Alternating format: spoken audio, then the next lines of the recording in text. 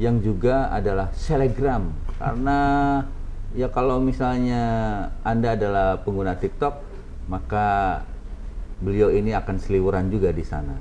Saya juga termasuk followernya.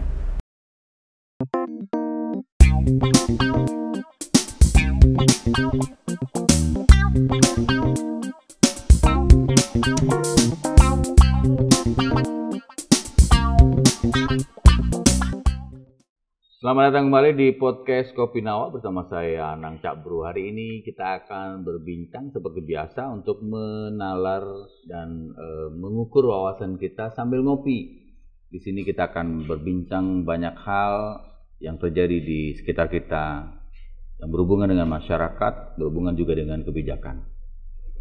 Hari ini kita akan berbicara tentang bagaimana BUMD di Jawa Timur dalam mendorong pertumbuhan ekonomi.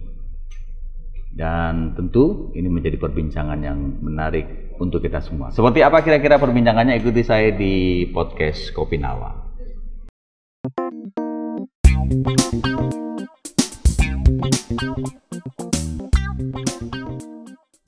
Sudah bersama saya di sini di podcast Kopi Nawa hari ini Wakil Ketua Komisi C DPRD Provinsi Jawa Timur Habib Mahdi, politisi senior P3 asal daerah pemilihan Probolinggo dan Pasuruan, dan beliau ini adalah anggota DPRD Provinsi Jawa Timur yang juga adalah selebgram. Karena ya kalau misalnya Anda adalah pengguna TikTok, maka beliau ini akan seliweran juga di sana.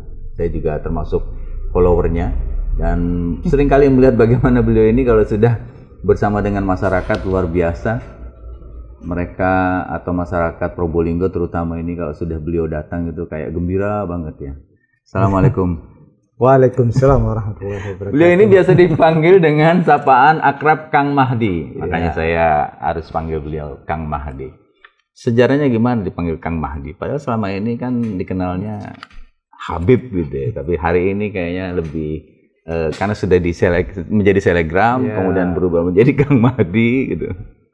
Jadi ceritanya itu waktu pertama kali mencalonkan anggota DPRD Provinsi Jawa Timur, kalau pakai nama yang biasa, masyarakat tidak akan tertarik. Kurang ini ya. Jadi akhirnya menggunakan bahasa atau panggilan Kang Mahdi. Kan aneh kan? Iya. Yang lain-lain pengen disebut Habib, saya panggil Kang. Akhirnya orang tanya-tanya, siapa Kang? Kang Mahdi. Akhirnya jadilah sampai ke periode keempat ini.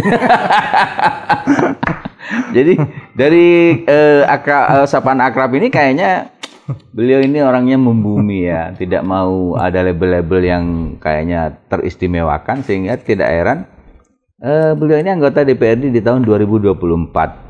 Yang sebelumnya itu masih magang berarti. Baik, Kang Mahdi di sini periode pertama 2024, periode sebelumnya sudah 3 kali kan. termasuk hebat loh, 4 periode loh. Ya mungkin masyarakat masih percaya sampai masih percaya ya. Ya saya sih percaya karena kalau saya lihat di TikToknya kayak begitunya loh. Gus Bupati saja kalau sama jenengan ini luar biasa. Yang kemarin saya lihat ngopi di atas. Saking bersamanya Gus Bupati dikiranya sampai saking sering bersama dikira mirip sama. Baik, Kang Mahdi di sini ada aturan, kita ngobrolnya sambil ngopi, dan kebetulan ini kopi yang sedang kita siapkan ini adalah kopi Robusta dari Krucil Probolinggo. Oh iya.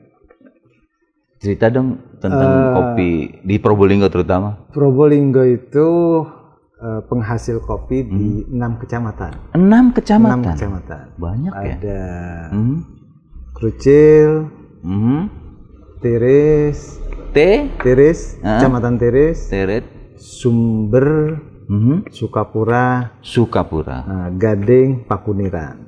Jadi di Probolinggo ini terkait dengan hasil kopi itu sangat menjanjikan sekali. Luar biasa ya. Di daerah Tiris itu ada kopi yang sangat menarik yang biasa disebut kalau di tempat saya itu kopi nangka ya. Kopi nangka ya saya pernah dengar. Harganya mahal sekali. Itu gimana caranya jadi kopi nangka? Memang kopi yang liar, yang tumbuhnya besar dan itu sangat dan dipilihnya itu memang yang merah-merah saja. Merah-merah. Memang yang spesial. Hasilnya memang sangat enak sekali, luar biasa sekali. Kita coba kopi yang berasal dari Probolinggo ini, kopi kucing. Dicoba dulu ya, dicoba dulu. Dicoba dulu. Kebetulan saya pengopi juga, cuman tanpa gula. Oh ya, kebetulan ini kayaknya memang tidak pakai gula, sudah sesuai dengan perlu kopi pahit karena saya sudah manis.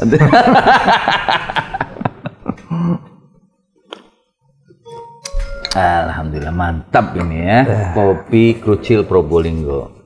Ya memang kopi ini menjadi bagian dan ikon tersendiri ya bagi sebagian masyarakat. Dan ada beberapa juga yang mengatakan kalau kita ingin menyelesaikan masalah, maka ngopi dulu biar fresh, seperti itu. Sama seperti masalah yang ada di Jawa Timur terkait dengan BUMD. Perlu diajak ngopi-ngopi. Perlu diajak ngopi-ngopi biar menyelesaikan permasalahan. Betul, karena kalau kita melihat apa yang terjadi sekarang ini, BUMD ini kayaknya masih belum memberikan kontribusi yang diharapkan.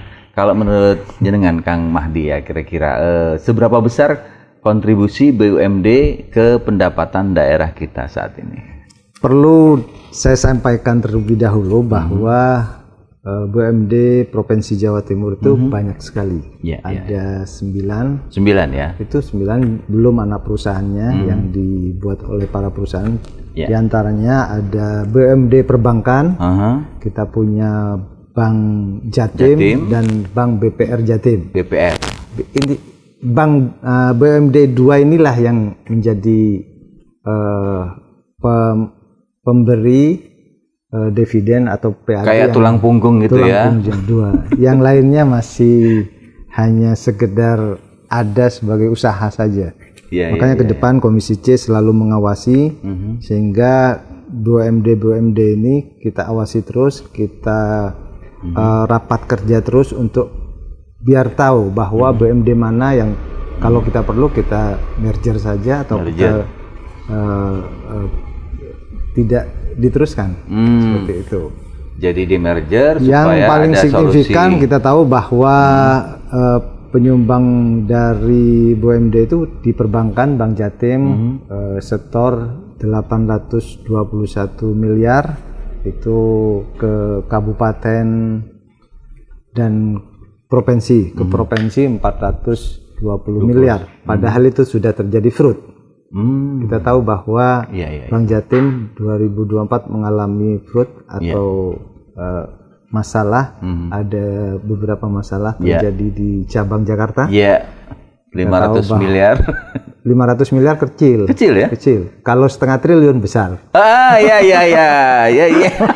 Tergantung bagaimana kita membahasakan kalau begitu ya. Oke, kita sepakat setengah triliun. Setengah triliun. Iya, setengah triliun itu kan bahasanya kan ring. Kalau 500 kayaknya kecil ya, 500 miliar. Itu dan juga di BIFAS.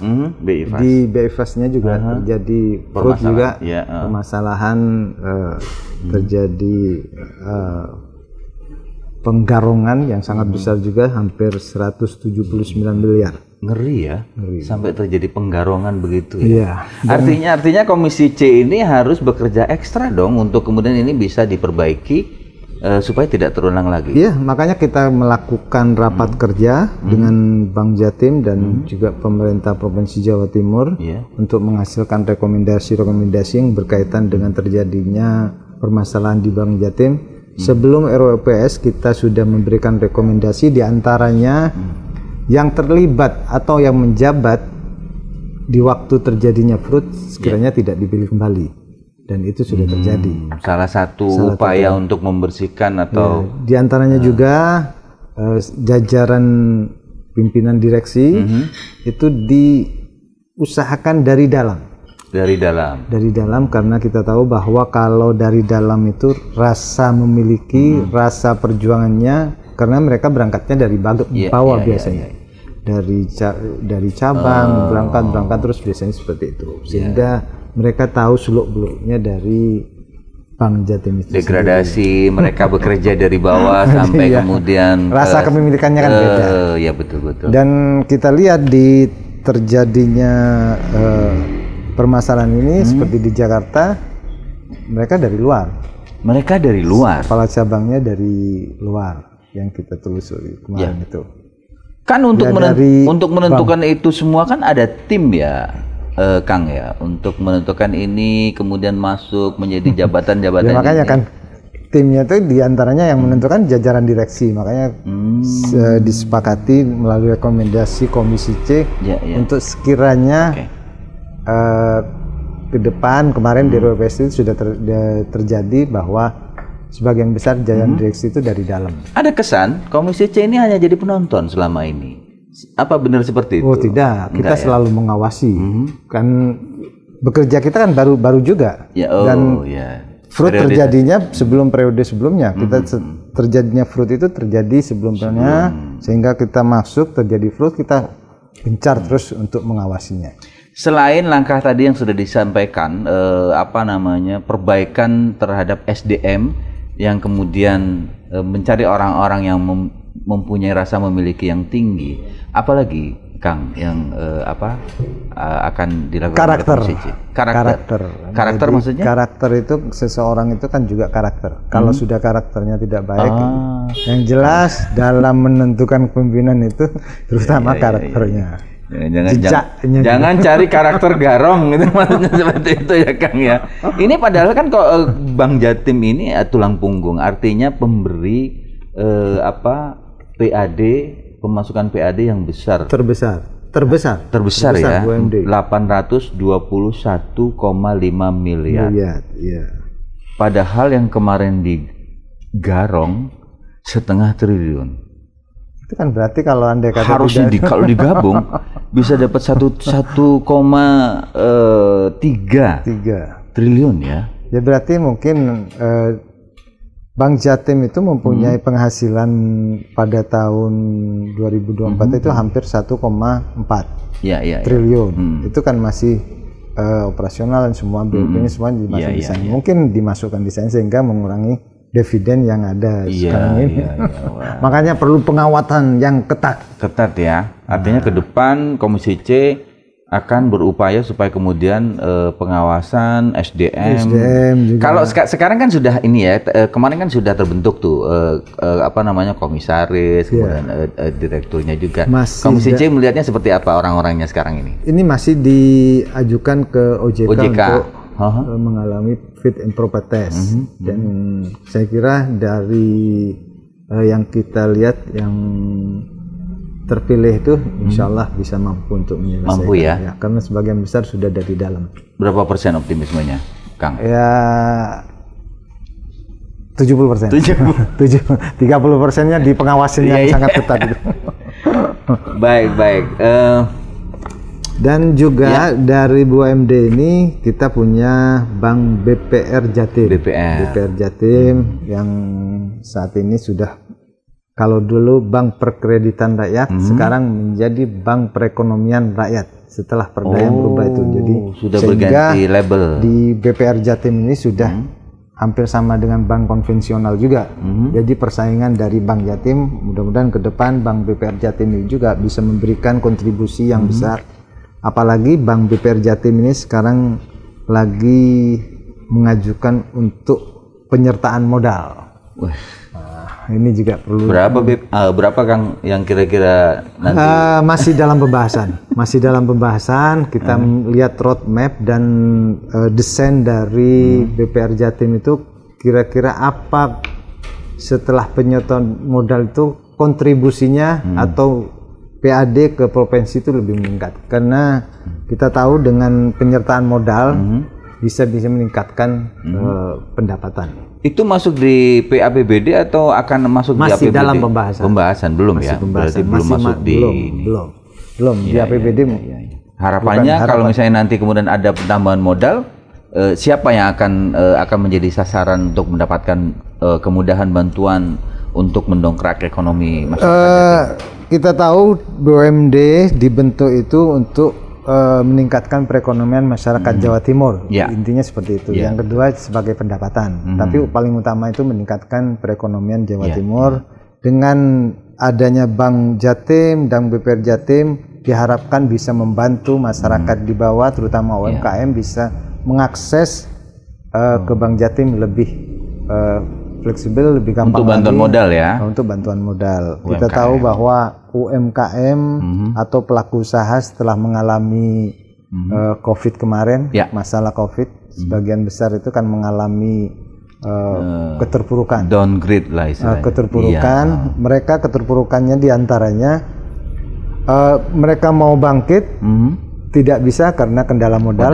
Mau ngambil modal ada kendala dengan pinjaman yang lama.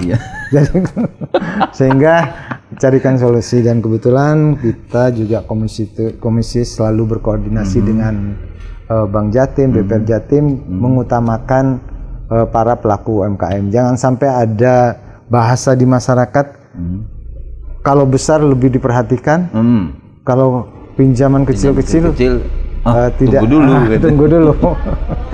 Kang Mahdi, ini kan kalau misalnya kemudian kita bicara perbankan di Jawa Timur ya, ada Bank Jatim, ada kemudian Bank Perekonomian Rakyat atau BPR tadi. Mereka ini diberi target nggak untuk meningkatkan ekonomi masyarakat Jawa Timur berapa persen gitu, biar kan harus kelihatan nih duit yang dikeluarin dari APBD, kemudian impact-nya berapa, kan harusnya jelas itu. Kalau terkait dengan Bank Jatim, targetnya itu target pendapatan. Pendapatan kita setiap rapat dengan Komisi C itu ada target, misalkan tahun sekian, tahun 2024 targetnya sekian, tahun 2025 ini target kita meningkat, mudah-mudahan bisa tercapai. Terkait dengan perekonomian melalui akses permodalan itu yang gampang. Kebetulan di BPR Jatim sekarang ada program dari pemerintah Provinsi Jawa Timur itu memberikan subsidi bunga. Subsidi bunga? Di Bank BPR Jatim subsidi bunga. Di sana pemerintah Provinsi Jawa Timur memberikan subsidi sehingga pinjamannya itu bunganya kecil. Berapa persen? Namanya Prokesra, 3% setahun.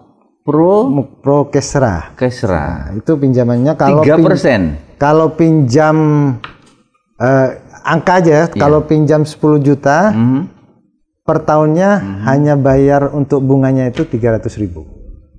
Kecil per tahun ya? Setahunnya 300. Setahunnya 300. Jadi kalau dihitung 10 juta, kan kecil. Kecil. Kalau maksimal, tapi pinjamannya tidak seperti dulu. Kalau dulu kan pinjamannya tidak ada maksimal. Sekarang pinjamannya maksimal 50 juta. 50 juta. Sehingga menyentuh kepada masyarakat kecil. Berarti tidak berlaku 6% yang selama ini terjadi ya, 6 sampai 9%. Karena ada subsidi. Karena disubsidi. Subsidi itu. Untuk kekalongan seperti apa yang bisa mendapatkan yang jelas subsidi ini? Para pelaku usaha yang membutuhkan modal di skala kecil karena maksimalnya hanya 50 juta. Menyentuhnya kepada pengusaha kecil. Seperti itu. Sehingga para pelaku usaha besar jangan ikut-ikut lah. Kasihan dengan ini kan secara teori bagus ya Kang ya, Kang Mahdi ya. Secara teori gitu loh. Tapi kan kadang prakteknya banyak lah orang-orang atau UMKM ini susah mengakses. Saya malu mau nanya seperti itu. Tapi kan ini kenyataan realitas di lapangan bahwa ternyata banyak orang susah juga mau mengajukan modal ke bank, terutama dari UMKM. Nah, ke depan atau dengan adanya kondisi seperti ini, Komisi C sendiri berharapnya ke Pemprov atau BUMD yang ada di perbankannya ini seperti apa supaya nggak ada lagi nih yang susah banget, ini harus begini, harus begitu. Kita sudah melakukan rapat kerja dengan Bank Jatim, BPR Jatim, malah kita menyampaikan kenapa pinjol itu gampang sekali untuk pinjam. Cuman modal KTP, sama nomor HP. Iya betul. Dan nomor HP. Cuman di pinjol itu kan harus ada nomor 2 ke sampingnya. Iya. Kalau tidak bayar, yang lainnya makan diteror.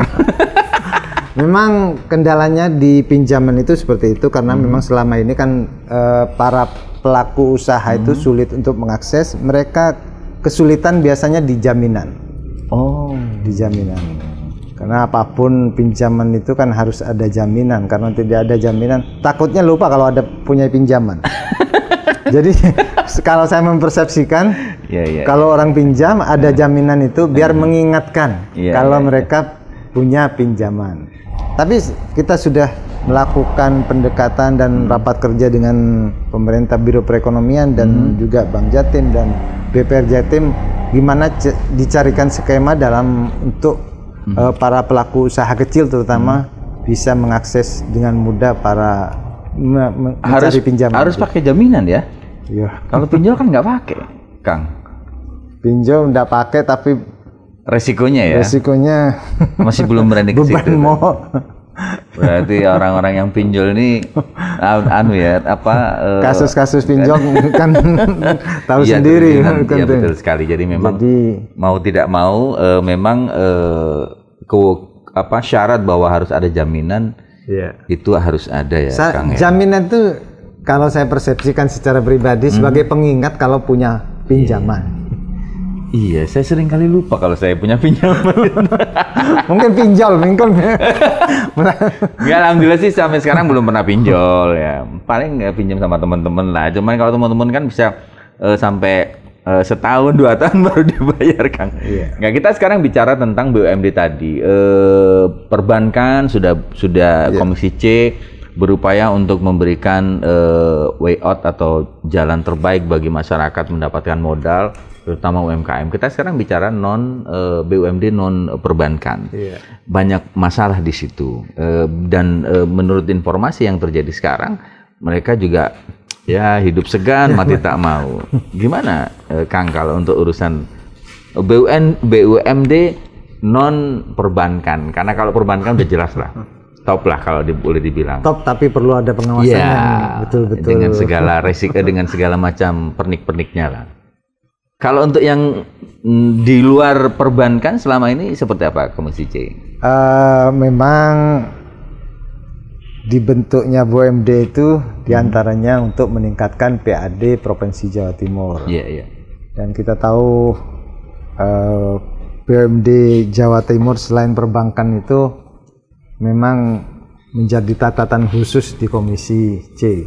Ada beberapa seperti PT Jatim Geraha Utama masih kecil memberikan dividen kepada Provinsi Jawa Timur dari modal yang ada masih kecil sekali, sehingga kita melakukan evaluasi terus.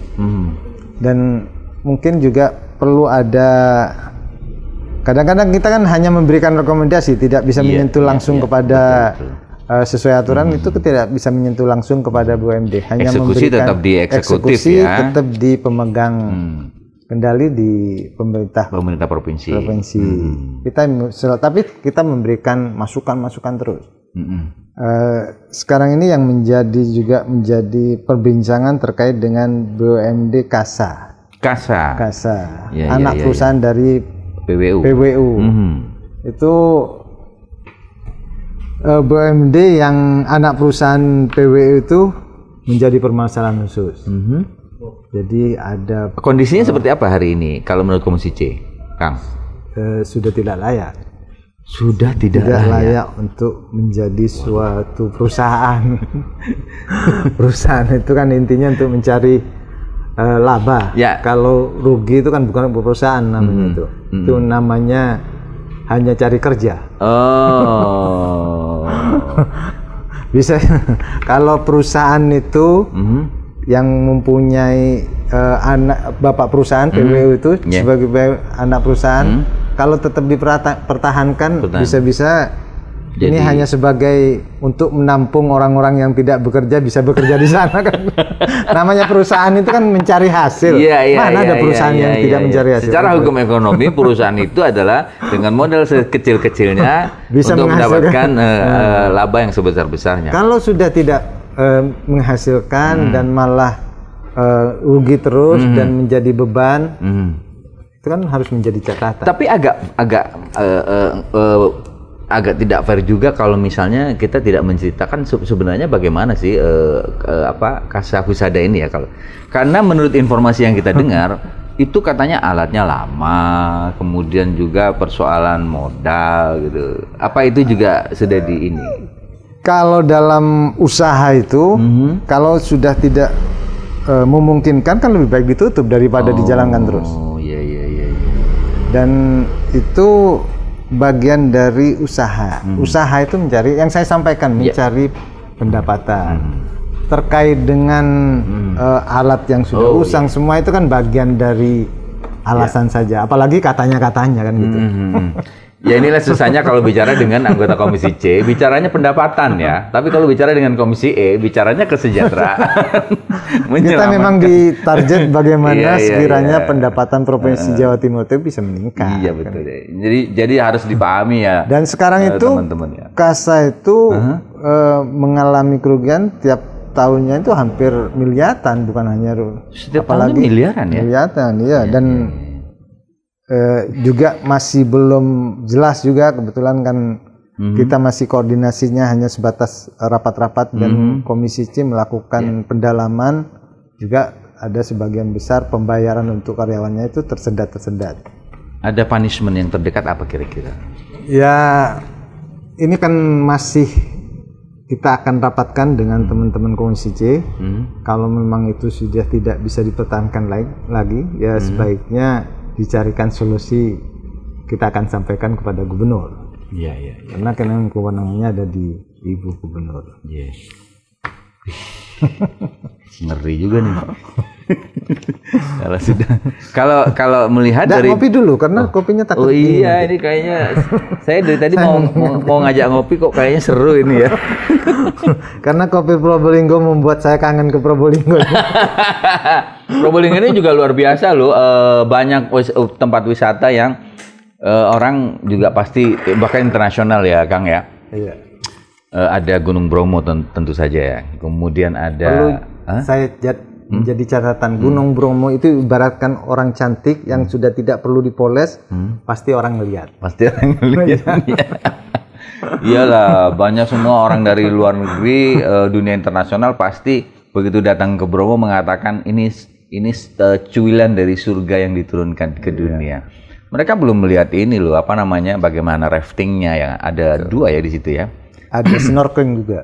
Ada snorkeling juga. Yang ada di Pulau Gili. Pulau Gili Ketapang ya. Itu berarti kita dari Probolinggo nyebrang berapa lama sih kalau nyebrang sana? 15 sampai 20 menit. Naik apa itu? Naik kapal penumpang. Ada pelabuhan. Jadi memang ada transportasi seperti angkutan umum seperti itu. Terjadwal. Iya, terjadwal. Artinya kalau memang tiap saat ada. Seperti taksi yang ada di darat. Oh, jadi tidak harus nunggu jadwalnya jam berapa, enggak? Ada ya tiap Tidak, ada setiap saat. Ya seperti kendaraan umum yang ada di darat itu. Jadi mereka sudah seperti taksi-taksi yang ada di. Iya. Kemudian ada juga Pak bejeber. Apa itu? Apa yang di tengah laut, di pinggir laut yang kayak kuda-kudaan ya itu ya, apa itu? BJBR. Hutan mangrove yang dibuat untuk tempat wisata. Hutan mangrove. Iya. Hutan mangrove yang dijadikan tempat wisata, ada homestay-nya juga. Ada homestay juga. Ada tempat kita buat berfoto-foto. Ya, kalau nggak salah TikToknya kemarin juga di situ ya, Kang Mahdi ya. Semua TikTok di Kabupaten Probolinggo sudah di masuk TikTok saya semua sudah. Tinggal teman-teman dari Kopi Nawa untuk datang ke Probolinggo. Iya. Kalau sekarang menikmati kopinya di Surabaya, tapi kopinya Probolinggo, nanti ke depan menikmati kopinya Probolinggo di Probolinggo. Di Probolinggonya ya, jangan di sini ya. Wah, ini kayak tantangan luar biasa ini. Kita tunggu jadwalnya nih, Kang. Saya sih tidak ragu-ragu atau tidak sanksi lah istilahnya dengan apa yang beliau sampaikan, karena kalau lihat TikToknya ya sebagai selebgram hari ini kayaknya lebih terkenal selebgram daripada wakil rakyatnya deh hari ini. Enggak juga ya, kalau kemana-mana soalnya kayaknya saya terkait dengan anggota DPR yang jelas lebih terkenal anggota DPR karena gitu saya dipilih hampir 5 Iya. Jadi kalau sudah tahu langsung nusuknya kan jelas tahu nama saya. Yang jelas yang memilih saya sudah tahu. Kalau di TikTok itu kan hanya tahu kepada TikToknya saja. Iya. Dan beliau ini adalah pemain basket dan pemain drum, betul ya? Dulu kan drummer tuh. Dulu. Sekarang masih suka. Semua. Kan kalau terkait dengan seni itu kan tetap pasti melekat kan. Kalau ada drum saya praktekkan di sini. Oh, iya. Karena yang ada hanya kopi yang menikmati. Karena kopi saya aja. sudah pernah melihat beliau ini bersama bandnya waktu di SMA dulu ya. Kuliah juga masih terus ya. Basket masih juga. Sudah sekarang. tidak. Sudah tidak lagi. Saya sekarang lagi ke adventure. Ya. Kebetulan saya sekarang menjadi ketua FAJI Kabupaten Probolinggo Federasi Arum Jeram Indonesia. Arum Jeram. Perasaan juga suka sama ini sepeda. Semuanya. Pokoknya yang berkaitan dengan menikmati suasana alam saya akan. Bicara wisata, kemudian bicara BUMD, Probolinggo ini kan kayaknya luar biasa. Dukungan BUMD sendiri untuk wisata-wisata yang ada di Jawa Timur seperti apa harapannya Komisi C, Kang? BUMD Provinsi Jawa Timur dukungan terhadap pariwisata saya pastikan tidak ada. Tidak ada dukungannya. Tidak ada. Tidak ada. Jadi sekarang ini terkait yang ada itu berkaitan dengan wisata Bahari Lamongan, Marani, Tanjung Kodok, BW semua itu kan targetnya bukan ke wisatanya tapi ke pendapatannya. Iya, iya. Pendapatannya. Sehingga ke depan juga bukan hanya terkait pendapatan, jadi bagaimana sekiranya karena di wisata Bahari Lamongan terkait dengan perekonomiannya masyarakatnya kurang menyentuh juga. Jadi yang berkaitan dengan alam itu aspek untuk perekonomiannya lebih mengena kepada masyarakat. Karena masyarakat sekitar akan terlibat. Seperti halnya di Pulau Gili Ketapang. Dengan adanya snorkeling di sana, masyarakat bisa terlibat langsung, bisa berjualan oleh-oleh. Jadi seperti itu. Juga di Bromo. Di Bromo itu keterlibatan masyarakat terkait dengan pariwisata sangat betul-betul terlibat. Ada kuda, ada ojek, ada jeep, ada oleh-oleh. Jadi semua bergerak. Jadi kalau wisata yang dibuat biasanya masyarakatnya kurang terlibat. Jadi dukungan BUMD ini diharapkan bisa mendukung terkait dengan wisata alam sehingga masyarakat bisa meningkatkan perekonomian. Ya kan itu juga tergantung dari kebijakan pemerintah provinsi dong. Kita kan makanya dengan adanya podcast ini sekarang jenengan melakukan pertanyaan seperti ini sebagai bahan juga sebenarnya. Menjadi bahan juga nanti. Bahwa pemerintah Provinsi Jawa Timur harus membuat program di mana BUMD bisa mendukung untuk pariwisata yang ada di Jawa Timur ya. Iya. Yang nanti toh akhirnya itu akan kembali ke Pemprov juga sebagai PAD. Iya, PAD. Ya, berarti yang harus PAD juga masyarakat juga bisa. Kalau misalnya kemudian BUMD ini disuruh bergerak untuk mendukung pariwisata atau sektor pariwisata, yang paling mungkin itu BUMD yang mana? Perbankan pastinya. Perbankan. Karena modal. Perbankan modal. Karena apapun semua kegiatan di sektor pariwisata membutuhkan permodalan. Membutuhkan permodalan. Jadi yang paling memungkinkan ya di perbankan. Nah kalau untuk UMKM sendiri, Kang, penyaluran kredit untuk mereka seperti apa selama ini dari bantuan dari pemerintah provinsi melalui perbankannya? Yang modal, tadi itu ya, modal yang tadi pinjaman modal itu Prokesra itu tadi ya. Dengan pinjaman lunak, pinjaman yang bunga kecil seperti itu. Termasuk dengan juga KUR yang program dari pusat itu. Ini bicara BUMD, kalau kita tahu hari ini kan ada BUMD, ada BUMDes. BUMDes ya. Ada nggak kolerasi antara BUMD di tingkat provinsi dengan desa ini, keterkaitan atau sinergi misalnya? Tidak ada sinergi. Nggak ada juga ya? Ada. Sampai saat ini saya sudah di Komisi C, kebetulan saya sebelumnya juga di Komisi B, membidangi pariwisata, jadi malah di provinsi itu keterlibatan untuk pariwisata baru aja kan, baru perda yang kita buat kemarin itu, jadi itu baru terlibat sebenarnya. Baru akan pemerintahannya. Selama ini kemana? Ya. Ya memang ini menjadi menarik ketika hari ini wisata ini kan lagi primadonanya ya. Ada wisata camping yang itu ternyata dikelola BUMDes ya. Ada yang 15.000, 30.000 per kepala, belum lagi kemudian ngopi di atas glamping, semua glamping jadi seperti itu. Nah, menurut jadi wisata sekarang itu menjadi kebutuhan seperti kebutuhan pokok manusia sebagai merefresh. Primer ya sudah ya. Wisata itu refreshing seperti itu. Kita. Nah, kalau sudah seperti ini berarti kan ini kan potensi ya, Kang ya. Ada nggak keinginan dari Komisi C untuk membuat BUMD khusus wisata atau pariwisata? Potensi loh ini besar. Ini sangat menarik sekali hari ini karena saya juga belum pernah terpikir untuk memberikan masukan terkait dengan BUMD pariwisata. Jadi dengan podcast ini sebenarnya saya bertambah ilmu loh. Oh gitu ya? Saya yang bertambah ilmu. Senang sekali ini saya. Bertambah ilmu yang bisa dibawa ke pembahasan berikutnya. Memang BUMD pariwisata ini sangat menarik sekali. Kita tahu di Probolinggo itu ada namanya Pelabuhan Ikan Mayangan. Oh iya. Pelabuhan Ikan Mayangan yang di sana menjadi tempat wisata masyarakat Kabupaten Probolinggo. Malah di sana itu Pelabuhan Mayangan itu tidak bisa apa-apa dan mereka dikelola oleh masyarakat. Dikelola oleh kelompok masyarakat. Padahal kalau dikelola oleh pemerintah Provinsi Jawa Timur sendiri, mungkin melalui BUMD provinsi itu sangat menarik dan itu sangat menghasilkan sekali. Iya. Dari parkirnya. Iya. Dari saya belum kebayang nih parkir nih. Iya, semua kan kita namanya penghasilan itu kan dihitung semuanya, bukan itu. Dari parkir, dari toiletnya. Dari misalkan penjualan kaki lima yang bisa memberikan kontribusi itu kan sangat menarik. Souvenir. Makanya dengan podcast hari ini saya juga menjadi senang sekali karena ada masukan juga. Kita akan sampaikan melalui Biro Perekonomian. Iya.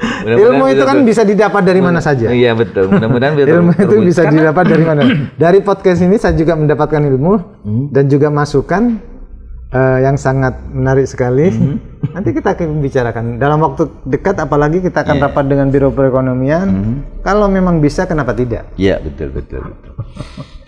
Wah, rugi saya ini. Oh, kok rugi enggak ya? rugi memberikan ilmu. Enggak lah, kalau misalnya memang ini untuk sesuatu yang bagus buat Jawa Timur, kalau kenapa memang tidak, untuk kepentingan masyarakat dan bagus, kenapa tidak? Kenapa begitu? Karena saya melihat di Probolinggo sendiri ya, Kang Mahdi ya, ini kan banyak event-event besar yang tampaknya berdampak juga secara tidak langsung maupun langsung ke UMKM. Event-event di Probolinggo itu kan besar ya. Nah, selama ini event-event yang ada di situ apa aja sih yang selama ini? Jadi event ini betul sangat memberikan kontribusi ke perekonomian sangat besar sekali, terutama kepada para UMKM. Seperti halnya baru-baru ini di Probolinggo ada namanya event Semipro. Seminggu di Probolinggo. Semipro namanya, seminggu di Probolinggo. Jadi selama seminggu itu ada event yang berkaitan dengan budaya, dengan olahraga semua dan pentas seni. Jadi termasuk dengan pameran. Jadi seminggu di Probolinggo. Ya. Itu di mana kalau di kota? Di kotanya. Di alun-alunnya, cuman event-eventnya di seluruh kota di kota. Ada kerapan sapi brujul, ada kerapan kambing. Kerapan sapi brujul. Apa itu? Kerapan sapi brujul. Jadi kerapan sapi yang dilakukan di lahan basah. Jadi lahan basah, jadi larinya itu di tempat yang lumpur. Ya. Kalau jadi dalam pembalapannya bahasa, itu dalam bahasa sama Inggrisnya dengan celot itu. Celot. Jadi di sawah ya, ini sawah, kemudian dibajak dulu, habis itu diairin sampai ini. Dia dijadikan ajang untuk sekerapan sapi. Kalau biasanya kering, ini basah. Itu tahunan sudah lama atau baru? Semipro tahunan. Tahunan ya. Kalau semipro tahunan. Sejak kapan? Ya kalau sejaknya saya kurang paham. Sudah berapa lama? Sudah berapa lama? Sudah cukup lama ya. Banyak juga ya. Jadi juga ada kalau di kabupaten itu ada jazz gunung. Ya. Ada jazz gunung itu sangat memberikan kontribusi besar. Itu di Bromo sekali. ya? Di Bromo. Di pasirnya ya. Ada juga Eksotika Bromo. Eksotika Bromo. Kebetulan dapat sekitar 10 hari dirasakan dan itu menjadi event nasional sudah. Iya. Itu jadi, apa aja isinya? Ya menampilkan budaya tari semua. Ya. Jadi semua. Budaya yang ada kearifan lokal. Enggak semua. Jadi tingkat nasional. Nasional. Biasanya penampilan dari mana-mana gitu ya. Itu eventnya Probolinggo atau awalnya eventnya komunitas dikembangkan oleh sekarang menjadi memang paling enak ya, nggak perlu mikir. Namanya yang bermanfaat itu bukan. Iya. Kalau Larasati itu apa? Banyak event ya, Larasati itu banyak juga. Dan juga yang akan datang ini bulan November di Kabupaten Probolinggo ada namanya 7 Ranu 7 hari 7 November. 7 Ranu. Ranu itu maksudnya ada Ranu event di Ranu itu. Apa namanya? Kebetulan di Probolinggo ada 7 Ranu dibuatkan event. Nanti di Ranu itu akan masing-masing Ranu akan event selama 7 hari tanggal 7 November di 7 Ranu itu. 7 November ya. Kenapa harus 7 November? Karena kan 7 itu ya. Jadi 7 November 7 Ranu bisa dibolak-balik nih.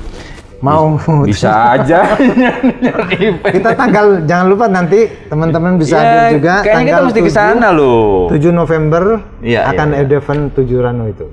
Dan di event itu banyak sekali akan ditampilkan ada budaya, ada olahraga, termasuk ada adventure juga. Dan fashion show fashion show-nya nanti ini beda nanti di Ranunya itu. Di Ranunya ya. Di Ranu, di atas Ranu. Kayak danau kecil lah istilahnya itu. Besar Ranunya. Oh, besar ya? Ranu itu kan besar ya. Kalau bahasanya danau, cuma di sana kolam kan Ranu. Besar. Susah juga karena kalau danau harus ada pulau di tengahnya, Kang. Iya. Kalau kuliner kan selama ini kita kenal di tempat-tempat wisatanya lah. Nah, kalau kulinernya sendiri kan kayak kopi nih pasti kan ada ya, apalagi wisata-wisata yang membuat orang jadi fresh bener gitu di Probolinggo. Kalau di Probolinggo tuh banyak kulinernya yang terkenal ada rawon nguling. Ya. Insya Allah teman-teman pada tahu semua ke rawon nguling. Itu kesukaan saya dari kecil tuh, karena kan lewat kalau dari tempat saya lahir sampai ke Surabaya pasti mampir di sana ya. Dan kalau di tempat-tempat wisata itu juga mulai banyak bermunculan kuliner-kuliner. Ada Bawangan, rumah makan Bawangan yang lagi viral. Ayam ya itu. Ayam Bawangan. Dan tempatnya juga eksotik. Jadi langsung yang saya tahu sih di pinggir jalan itu, Kang. Bukan yang di Probolinggo Kabupaten, tapi yang di Bromonya. Oh, yang di Bromonya juga ada. Ya karena Probolinggo itu ada dua ya, ada Probolinggo Kota, ada Probolinggo Kabupaten. Seperti itu. Keren sekali nih. Ada Probolinggo Kota, Kabupaten. Sebut juga karena dapil saya itu 4. Oh iya. Kota Pasuruan, Kota Kabupaten. Wah, Pasuruan apalagi sudah terkenal lah wilayah atas nih ya. Seperti itu. Ya tentu ini kan menjadi sebuah catatan menarik bahwa BUMD tidak baik-baik saja. Walaupun sebenarnya ada potensi besar kalau misalnya mau misalnya menggantikan BUMD yang tadi Kang Mahdi bilang ya harus diganti lah. Ya, ini ada BUMD wisata yang kayaknya perlu akan menjadi ide segar ya untuk Komisi C menghasilkan uang, karena hari ini orang nggak segan-segan loh untuk wisata ini. Beli tenda aja harga 2 juta dilakoni. Sekarang jadi terkait dengan BUMD ini harus kita dorong untuk menjadi lebih kuat. lebih berkontribusi besar ke Provinsi Jawa Timur. Nah terakhir Kang, ini kan harapannya Kang Mahdi sendiri sebagai wakil rakyat kepada BUMD, terutama Komisi C, karena jenengan juga adalah wakil ketua, artinya pimpinan di sana yang akan mengorkestrasi bagaimana gerakan dari BUMD ini sendiri ke depan menghasilkan PAD yang lebih besar untuk kesejahteraan masyarakat. Apa yang akan dilakukan dan PR-nya apa nih gitu? Yang jelas kita akan selalu mengawasi BUMD yang ada ini lebih kredibel lagi, lebih kuat lagi, lebih memberikan kontribusi yang bagus dan dilakukan secara profesional juga. Jangan dengan perusahaan milik daerah sehingga mereka ongkang-ongkang saja membutuhkan support terus dari pemerintah, jangan seperti itu. Jadi mereka berkreasi sehingga memberikan kontribusi yang sangat besar kepada Provinsi Jawa Timur. Untuk SDM-nya sendiri BUMD supaya lebih profesional lagi. Kang Mahdi, terima kasih banyak ya sudah hadir untuk podcast. Yang jelas hari ini saya mendapatkan ilmu yang sangat menarik dan saya akan mendorong dan akan kita bicarakan bagaimana pemerintah Provinsi Jawa Timur itu bisa untuk membentuk BUMD pariwisata. Luar biasa. Kalau BUMD pangan mungkin sudah dibicarakan komisi lain. BUMD pariwisata baru di podcast ini kita bicarakan. Sangat menarik sekali. Apa yang kita perbincangkan hari ini tentu merupakan realita yang memang pemerintah provinsi dan DPRD Provinsi Jawa Timur bersinergi, berkolaborasi dalam menciptakan satu kesempatan yang lebih besar, peluang yang lebih menjanjikan kepada BUMD yang nantinya tentu entry point-nya itu adalah kesejahteraan masyarakat dan kemudahan para pelaku usaha di Jawa Timur serta peningkatan kesejahteraan bagi masyarakat Jawa Timur.